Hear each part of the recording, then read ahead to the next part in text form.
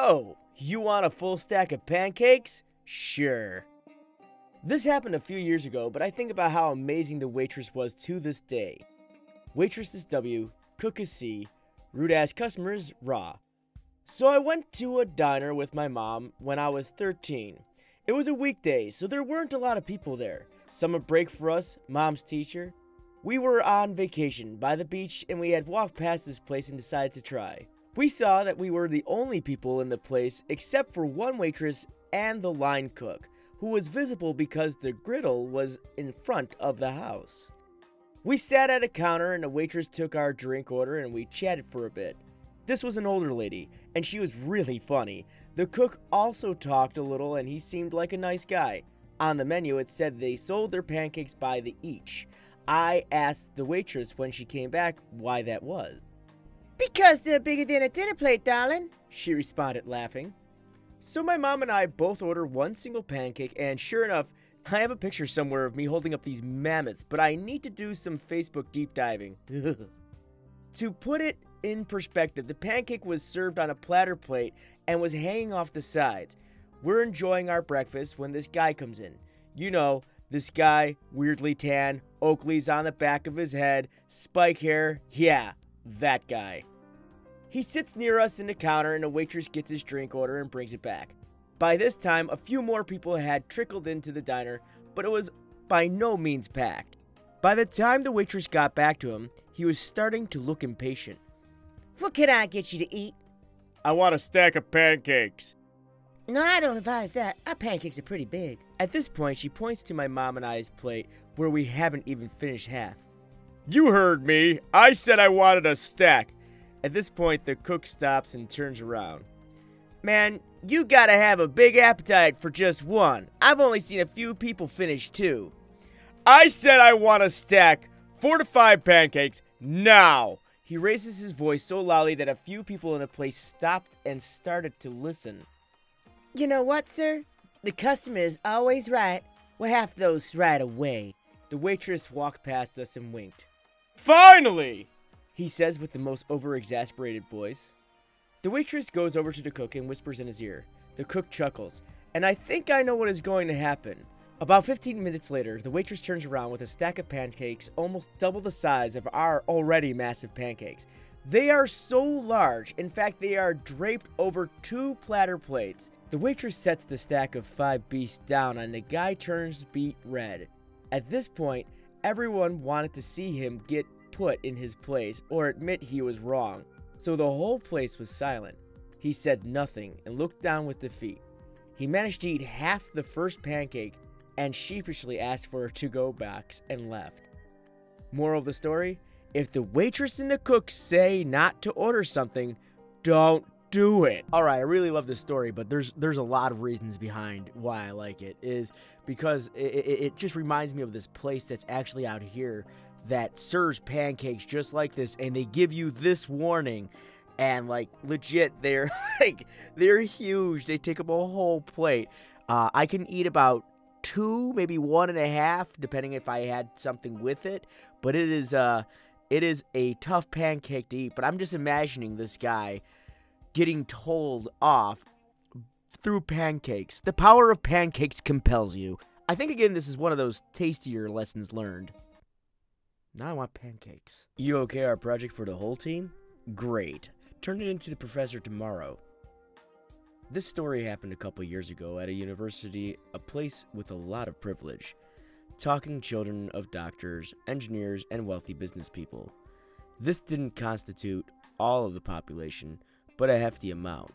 I myself do not come from privilege, but I was here because it was the farthest away from my parents I could get. The reason this is important to the story is because I took my education seriously. Don't fuck with me and my grade, and I won't fuck with you. I pay for this shit with a 40-hour work week while taking 16 hours of class a semester. I had only gotten 2 teachers' contracts to be reconsidered and not renewed at the end of the 2 different years. I give everybody respect, but do not screw me over. I explain my situation to my teachers at the beginning of every semester, saying that I may not be in class and why. but will still give my 100% effort in learning the material and getting assignments done. Most were understanding. The particular professor in this story was understanding, as I would always show up to his office in the afternoon, after sleeping all morning, and asking relevant questions and not asking, "Hey, where did we learn in class while I was sleeping?" Alright, enough backstory. Here are the characters. Obviously, nowhere near the real names. Matt, the professor. Client, store owner. Damien, project partner. Jeff, project partner. Kirk, project partner. Barry, me. The spring class in this story was Implementing Business Computer Systems class. For the yearly project, we had a real-life client that our school volunteered the students for a pro bono work of small business in the area. We were seniors, so we were trusted with clients' work as it was oversaw by our professor. I had been doing nothing but working as a bartender in a fine dining restaurant and having my head in books learning how to code with barely any time to do much else. This was an opportunity to get a taste of the real world we were about to embark on. The project started out fine. We all drive 30 minutes away to meet our client, a wonderful woman that owned a small floral business, and she was paying 1-800-Flowers to sell her product for her, which came from a website itself at a huge price. This lady was also in her 60s and by no means fluent in computer. This is important for later. We talk, find out she wants a new website. Her contract with 1-800-Assholes ends in the summer. No pressure. We will be able to finish the website and give it to her by the end of the semester, if not earlier. This will give us some time to teach her what is needed and what to do so that she can maintain and run a website all by herself. After we delegate the task, and since I have the most extensive background in coding and computers, I volunteered to learn how to create this website for our client as long as Damien, Jeff, and Kirk work on their parts of the project, the user guide and technical documentation. For our client, this needed to be extensive so that she would be able to post her product on the website with an easy transition. The malicious compliance is coming, I swear. As we weigh our options over the next week, we come up with some proposals to the client, and we set a meeting to go over these on Tuesday, the day everybody is most free in their schedule. The following week, Sunday, Jeff says he can't make it. Kirk quickly responds and says he can't make it either. I say it's cool. Damien and I will be able to make it. Monday, Damien says we should reschedule because now he can't make it. I say no. I will go by myself. We shouldn't cancel on the client. No biggie. I understand things come up. As the project went through the semester, I am killing the website. I have a working e-commerce store integrated with the store's PayPal. I have a shop tab and a featured page for the in-season flowers. I ask about the documentation and the user manual and am told that all three of them that they are working on it and will have a rough draft for me soon to check out. Cool. No problem. Time to show the client the product to see if she wants any changes or if we should just continue creating this website for her. We set a meeting with the client on Tuesday, a week or two in advance, and everybody says that's okay. Same song, different story. Sunday, Jeff says he can't make it. Kirk quickly responds and says he can't make it either. I say it's cool. Damien and I will be able to make it. Monday, Damien says we should reschedule because now he can't make it. I say fuck no. This is a client. You don't do that to clients. So I hop my ass by myself to drive 30 minutes to meet our client. I show the client the website and she is excited for the new finished product. How our weeks are set up is in such a way which they start on a Wednesday and end on a Tuesday. So the last day of our classes are on a Tuesday. The school then gives us an extra free day that Wednesday for the study day. Then the exam schedule goes through Thursday through Saturday. Monday, Tuesday, Wednesday, I am sure you can infer what students do on Tuesday before study day. Fast forward to the end of the semester. I still haven't seen any documentation or user manual, and it's due on the class exam day, which is the first day of exam week. So, a week before it is due, I am told I will have the documentation and user manual in my hand before our meeting, which is at 12 p.m. that study day, Wednesday. I receive an email at 11 p.m. on Tuesday as I am getting off work, and I see that it is a technical documentation and the user manual. I open it up. Promptly I get pissed. turn off my laptop, play Xbox, and pass out before midnight. The reason being is the technical documentation was a one-page and did not contain anything about the database schematic used. The website language, the PayPal information, the email registered, just the URL and some other information that wasn't important and was half a page long. Remember how our client was in her 60s? The user manual was 1.5 pages long, and I shit you not, contained about 5 sentences and 3 pictures with an arrow. Zero explanation on how to use the website. Did you get the docs? Yeah, you guys really think that's finished? Oh yeah, it should be good to turn in. I don't know. I think we should add a little more. This is for our client. She won't understand this. Where's Jeff and Kirk? We all got fucked up last night after finishing the documentation. They are probably still passed out. Also, I'm turning it in tomorrow. If you want to do anything else, go ahead, but whatever I have, I'm turning it in. I think it's ready to turn in, so I won't be doing anything else. I have other classes to study for. I already have an A in this class, so it doesn't matter to me. And Kirk and Jeff have A's as well, so they don't care at all. Perfect. He said the magic words and then he left with the flash drive. I immediately went upstairs and told my professor, Matt, everything. I said I don't want to leave my client hanging. Yes, my client, not ours.